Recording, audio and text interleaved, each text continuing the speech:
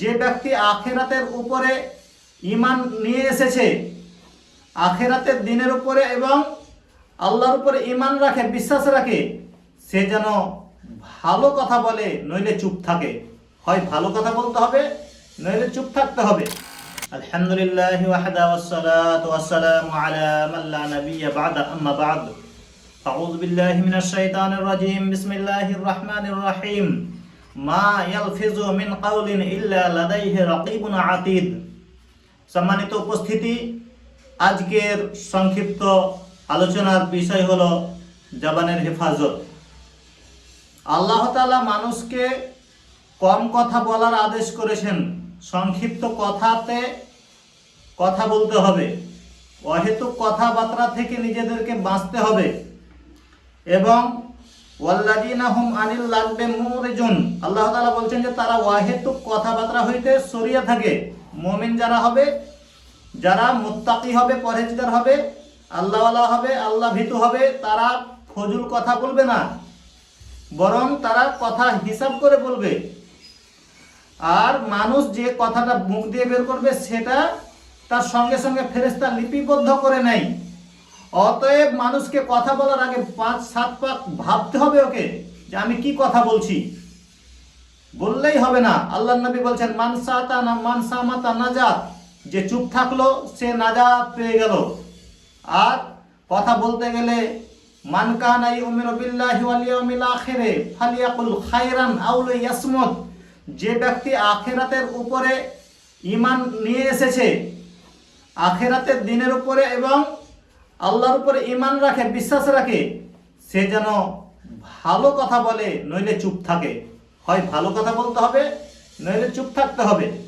কিন্তু সমাজে বহু শ্রেণীর এমন এমন বক্তা আছে যারা ভালো কথার সঙ্গে খারাপ কথাকেও মিশ্রিত করে বক্তব্য দিচ্ছে। যারা অহেতুক কথাবার্তা যেগুলো তারা কিছু মনেই করে না, লোককে হাসাবার জন্য হাসি মজাকের মাধ্যমে এমন এমন ভাষাগুলো ব্যবহার করছে যার কোনো শরীয়তের দিক দিয়ে প্রমাণ তো নাই। মন গড়া কথা কিছু বলে যেগুলোতে মানুষকে যাতে মনের মন জয় করার উদ্দেশ্যে তারা এই রকমের কথাবার্তা বলতে থাকে।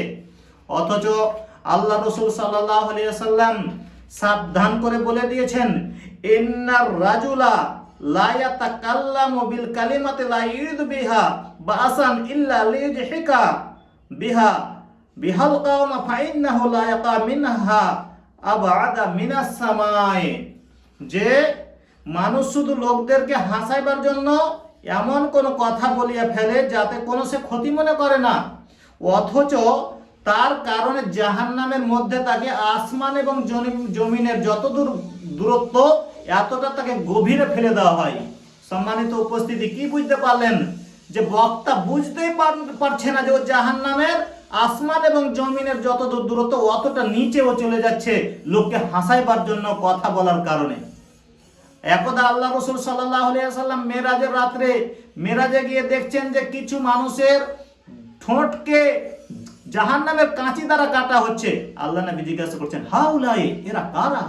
আল্লাহ রাসূলকে জিবরাইল বললেন, এরা আপনার সমাজের বেআমল বক্তা। বেআমল বক্তা, যে সে শুধু বক্তব্য দিয়ে বেড়ায় অথচ নিজে মানে না, তার বাড়িতে মানে না, তার ছেলে মেয়ে স্ত্রী পরিবার কেউ মানে না, রাত দিন বক্তব্য দিয়ে বেড়ায়। এই হলো তাদের পরিস্থিতি। অতএব বক্তাকে কথা বলতে হবে মেপে জুপে।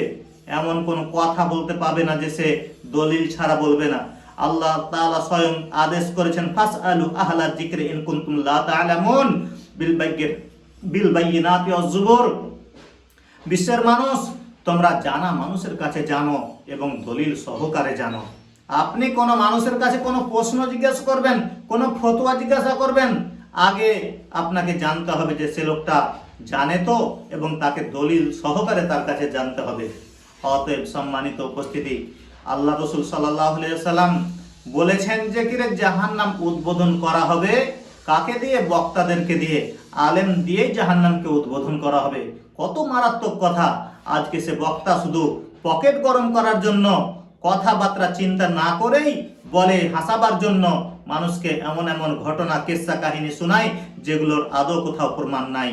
তাই সাবধান থাকতে হবে, আমাদেরকে কথা মেপে বলতে হবে, হেফাজত করতে হবে, জবানের হেফাজত করতে হবে। উকবা ইবনে আমির রাদিয়াল্লাহু তাআলা আনহু আল্লাহ রাসূলকে বলছেন, মান নাজাত, আল্লাহ রাসূল বাঁচার উপায় কি?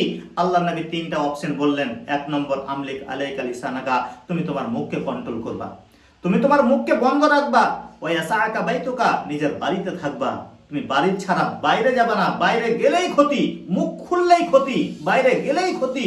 ওয়ায়াবকা আলা খাতিয়াতিকা, এবং 3 নম্বর, তুমি তোমার পাপকে স্মরণ করে কান্নাকাটি করবে, আল্লাহ তাআলার দরবারে প্রার্থনা করবে, তাহলেই তুমি বেঁচে যাবে। সম্মানিত দিনী ভাই, তাই আমাদেরকে এই 3টা অপশন বেছে নিতে হবে। আল্লাহর কাছে নিজের পাপগুলোকে স্মরণ করে কাঁদতে হবে, জবানকে কন্ট্রোল করতে হবে, এবং বাড়িতে বেশি বেশি করে সময় বাড়িতে থাকতে হবে।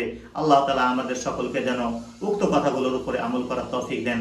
আমিন। ওয়া আখিরু দাওয়ানা আনিল হামদুলিল্লাহি রাব্বিল আলামিন।